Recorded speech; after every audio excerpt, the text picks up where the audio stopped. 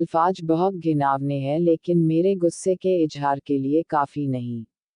मैं यह बातें कह रही थी कि यकायक सईद के लंबे तगड़े हट्टे कट्टे नौकर ने मेरी दोनों बाहें पकड़ ली और पलक मारते भर में हसीना ने झूले की रस्सियां उतारकर मुझे बरामदे के एक लोहे के खंभे से बांध दिया। इस वक्त मेरे दिल में क्या ख्याल आ रहे थे यह याद नहीं, पर मेरी आंखों के सामने अंधेरा छा गया था।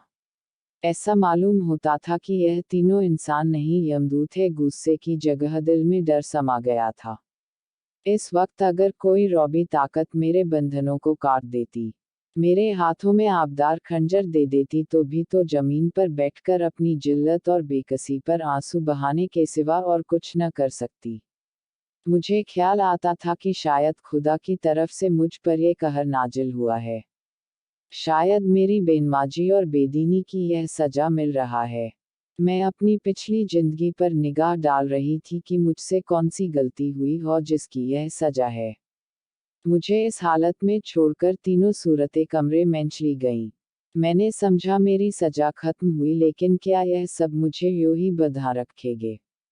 लौडिया मुझे इस हालत में देख ले तो क्या कहें?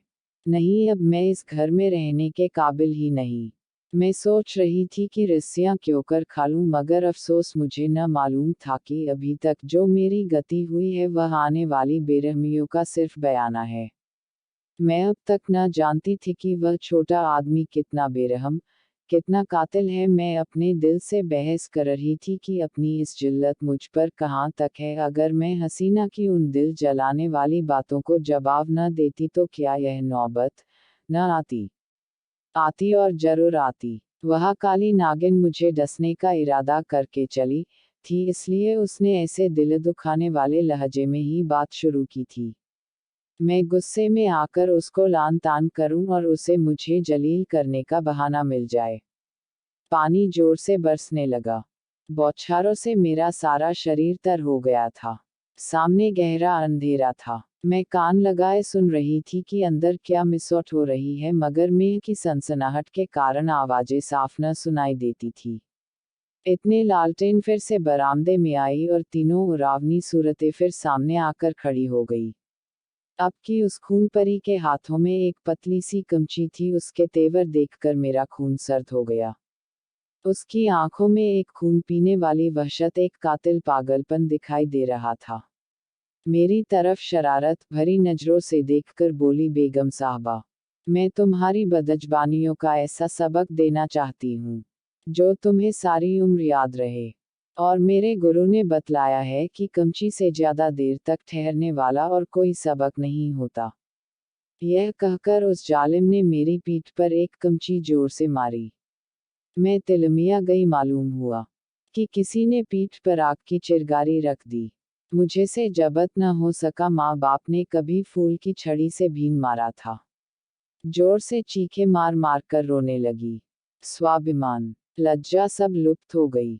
कमची की डरावनी और रोशन असलियत के सामने और भावनाएं गायब हो गईं। उन हिंदू देवियों का दिल शायद लोहे के होते होंगे जो अपनी आन पर आग में कूद पड़ती थी। मेरे दिल पर तो इस वक्त यही ख्याल छाया हुआ था कि इस मुसीबत से क्यों कर छुटकारा हो। सईद तस्वीर की तरह खामोश खड़ा था। मैं उस तरफ फरियाद की आंखें से देखकर बड़े विनती के स्वर में बोली, सईद, खुदा के लिए मुझे इस जालिम से बचाओ। मैं तुम्हारे पैरों पति हूँ।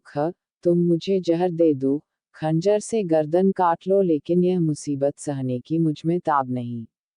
उन दिलगोइयों को याद करो, मेरी मोहब्बत का याद करो। उसी का सदके इस वक्त मुझे इस अजाब से बचाओ। खुदा तुम्हें इसका इनाम देगा। सईद इन बातों से कुछ पिघला। हसीना की तरह डरी हुई आंखों से देखकर बोला, जरीना, मेरे कहने से अब जाने दो। मेरी खातिर से इन पर रहम करो। जरीना तेर बदल कर बोली, तुम्हारी खातिर से सब कुछ कर सकती हूँ, गालियां नहीं बर्दाश्त कर सकती। सईद, क्या अभी तुम्हारे ख्याल में गालियों की काफी सजा नहीं हुई? जरीना, तब तो आपने मेरी इज्जत की खूब कद्र की। मैंने रानियों से चिलमचियां उठवाए है। यह बेगम साहबा है किस ख्याल में? मैं इसे अगर कुछ छुरी से काटूं तब भगी इसकी बदजबानियों की काफी सजा न होगी। सईद, मुझसे अब यह जुल्म नहीं देखा जाता। जरीना, आंखें बंद कर लो। सईद, जरीना, गुस्सा न दिलाओ, मैं कहता हूँ, अब इन्हें माफ करो। जरीना ने सईद को ऐसी हिकारत भरी आंखों से देखा गोया वह उसका गुलाम है। खुदा जाने उस पर उसने क्या मंत्र मार दिया था कि उसमें खानदानी गैरत और बड़ाई और इंसानियत का जरा भी एहसास बाकी न रहा था। वह शायद उसे गुस्से जैसे मर्दाना जज्बे के काबिल ही न समझती थी। हुलिया पहचानने वाले कितनी गलती करते हैं क्योंकि दिखाई कुछ पड़ता है, अंदर कुछ होता है। बाहर के ऐसे सुंदर रूप के पर्दे में इतनी बेरहमी, इतनी निष्ठुरता। कोई शक नहीं, रूप हुलिया पहचानने की विद्या का दुश्मन है। बोली, अच्छा तो अब आपको मुझ पर गुस्सा आने लगा। क्यों ना हो, आखिर निकाह तो आपने बेगम ही से किया है। मैं तो हया फरोश कुतिया ही ठहरी। सईद, तुम ताने देती हो और मुझसे यह खून नहीं देखा जाता। जरीना, तो यह कमची हाथ में लो और इसे गिनकर 100 लगाओ। गुस्सा उतर जाएगा, इसका यही इलाज है। जरीना, फिर वही मजाक। जरीना, नहीं, मैं मजाक नहीं करती। सईद ने कमची लेने को हाथ बढ़ाया मगर मालूम नहीं जरीना को क्या शुबहा पैदा हुआ। उसने समझा शायद वह कमची को तोड़कर फेंक देंगे। कमची हटा ली और बोली, अच्छा मुझसे यह दगा तो लो, अब मैं ही हाथों की सफाई दिखाती हूँ। यह कहकर उसे बेदर्द ने मुझे बेतहाशा कमचियां मारना शुरू की। मैं दर्द से ऐंठ ऐंठ कर चीख रही थी।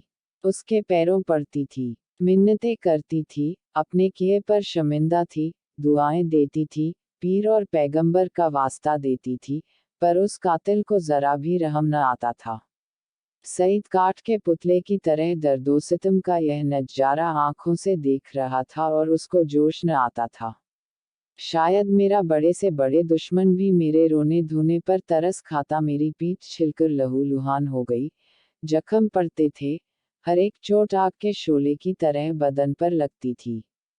मालूम नहीं उसने मुझे कितने दर्रे लगाए, यहाँ तक कि कमची को मुझ पर रहम आ गया, वह फटकर टूट गई। लकड़ी का कलेजा फट गया मगर इंसान का दिल न पिघला। 4. मुझे इस तरह जलील और तबाह करके तीनों खबीस रूहें वहां से रुखसत हो गईं। सईद के नौकर ने चलते वक्त मेरी रस्सियां खोल दी। मैं कहाँ जाती, उस घर में क्यों कर कदम रखती। मेरा सारा जिस्म नासूर हो रहा था लेकिन दिल न के फफोले उससे कहीं ज्यादा जानलेवा थे। सारा दिल फफोलों से भर उठा था। अच्छी भावनाओं के लिए भी जगह बाकी न रही थी। उस वक्त मैं किसी अंधे को कुएं में गिरते देखती तो मुझे हंसी आती। किसी यतीम का दर्दनाक रोना सुनती तो उसका मुंह चिढ़ाती। दिल की हालत में एक जबरदस्त इनकालाब हो गया था। मुझे गुस्सा न था, गम न था, मौत की आरजू न थी, यहाँ तक कि बदला लेने की भावना न थी। उस इंतहाई जिल्लत ने बदला लेने की इच्छा को भी खत्म कर दिया था। हालांकि मैं चाहती तो कानूनन सईद को शिकंजे में ला सकती थी, उसे दाने दाने के लिए तरसा सकती थी, लेकिन यह बेइज्जती, यह बेआबरूई, यह पामाली बदले के ख्याल के दायरे से बाहर थी। बस, सिर्फ एक चेतना बाकी थी और वह अपमान की चेतना थी। मैं हमेशा के लिए जलील हो गई। क्या यह दाग किसी तरह मिट सकता था?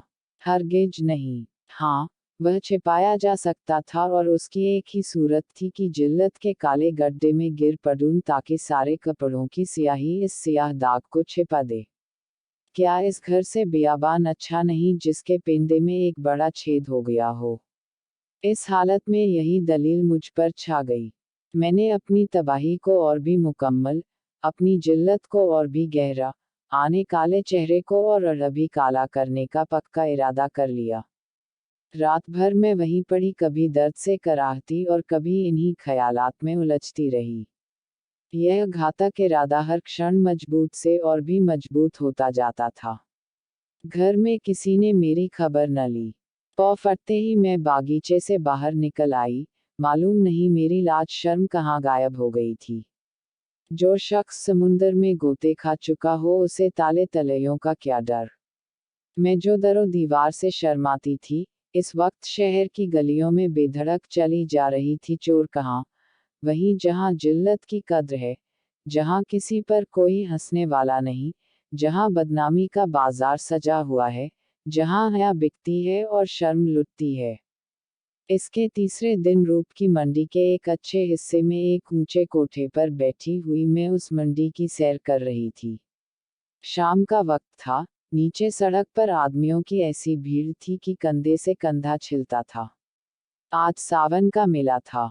लोग साफ सुथरे कपड़ पहने कतार की कतार दरिया की तरफ जा रहे थे। हमारे बाजार की बेशकीमती जिन्स भी आज नदी के किनारे सजी हुई थी। कहीं हसीनों के झूले थे, कहीं सावन की मीत, लेकिन मुझे इस बाजार की सैर दरिया के किनारे से ज्यादा पुरलूट मालूम होती थी। ऐसा मालूम होता है कि शहर की और सब सड़कें बंद हो गई हैं, सिर्फ यही तंग गली खुली हुई है और सबकी निगाहें कोठों ही की तरफ लगी थी, गोया वह जमीन पर नहीं चल रहे हैं, हवा में उड़ना चाहते हैं। हाँ, पढ़े लिखे लोगों को मैंने इतना बेधड़क नहीं पाया। वह भी घूरते थे मगर कनखियों से। अधेड़ उम्र के लोग सबसे ज्यादा बेधड़क मालूम होते थे। शायद उनकी मंशा जवानी के जोश को जाहिर करना था। बाजार क्या था, एक लंबा चौड़ा थिएटर था। लोग हंसी दिल्लगी करते थे, लुत्फ उठाने के लिए नहीं, हसीनों को सुनाने के लिए। मुंह दूसरी तरफ था, निगाह किसी दूसरी तरफ। बस भांडों और नक्कालों की मजलिस थी। यकायक सईद की फिंटन नजर आई। मैं रोज पर कई बार सैर कर चुकी थी। सईद अच्छे कपड़े पहने अकड़ा हुआ बैठा था। ऐसा सजीला बांका जवान सारे शहर में न था। चेहरे मुहरे से मर्दानापन बरसता था। उसकी आंख एक बारे मेरे कोठे की तरफ उठी और नीचे झुक गई। उसके चेहरे पर मुर्दनी सी छा गई, जैसे किसी जहरीले सांप ने काट खाया हो। उसने कोचवान से कुछ कहा। दम के दम में फिटन हवा हो गई। इस वक्त उसे देखकर मुझे जो द्वेषपूर्ण प्रसन्नता हुई, उसके सामने उस जानलेवा दर्द की कोई हकीकत न थी। मैंने जलील होकर उसे जलील कर दिया। यक कटार कमचियों से कहीं ज्यादा तेज थी। उसकी हिम्मत न थी कि अब मुझसे आंख मिला सके। नहीं, मैंने उसे हरा दिया, उसे उम्र भर के दिले कैद में डाल दिया। इस कालकोठरी से अब उसका निकलना गैर मुमकिन था, क्योंकि उसे अपने खानदान के बड़प्पन का घमंड था। दूसरे दिन भोर में खबर मिली कि किसी कातिल ने मिर्जा सईद का काम तमाम कर दिया। उसकी लाश उसी बागीचे के गोल कमरे में मिली, सीने में गोली लग गई थी। 9 बजे दूसरे खबर सुनाई दी, जरीना को भी किसी ने रात के वक्त कत्ल कर डाला था। उसका सर तन जुदा कर दिया गया। बात को जांच पड़ताल से मालूम हुआ कि यह दोनों वारदातें सईद के ही हाथों हुई। उसने पहले जरीना को उसके मकान पर कत्ल किया और तब अपने घर आकर अपने सीने में गोली मारी। इस मर्दाना गैरतमंदी ने सईद की मोहब्बत मेरे दिल में ताज़ा कर दी। शाम के वक्त मैं अपने मकान पर पहुंच गई। अभी मुझे यहाँ से गए हुए सिर्फ 4 दिन गुजरे थे, मगर ऐसा मालूम होता था कि वर्षों के बाद आई हूँ। दरदीवार पर हसरत छाई हुई थी। मैंने घर में पांव रखा तो बरबस सईद की मुस्कराती हुई सूरत आंखों के सामने आकर खड़ी हो गई। वही मर्दाना हुस्न, वही बांकपन, वही मनोहार की आंखें। बेअख्तियार मेरी आंखें भर आई और दिल से एक ठंडी आह निकल आई। गम इसका न था कि सईद ने क्यों जान दे दी। नहीं, उसकी मुजरिमाना बेहिसी और रूप के पीछे भागना, इन दोनों बातों को मैं मरते दम तक माफ न करूंगी। गम यह था कि यह पागलपन उसके सर में क्यों समाया। इस वक्त दिल की जो कैफियत है, उससे मैं समझती हूँ कि कुछ दिनों में सईद की बेवफाई और बेरहमी का घाव भर जाएगा। अपनी जिल्लत की याद भी शायद मिट जाए, मगर उसकी चंदरोजा मोहब्बत का नक्श बाकी रहेगा, और अब यह सही मेरी जिंदगी का सहारा है। प्रेम 25।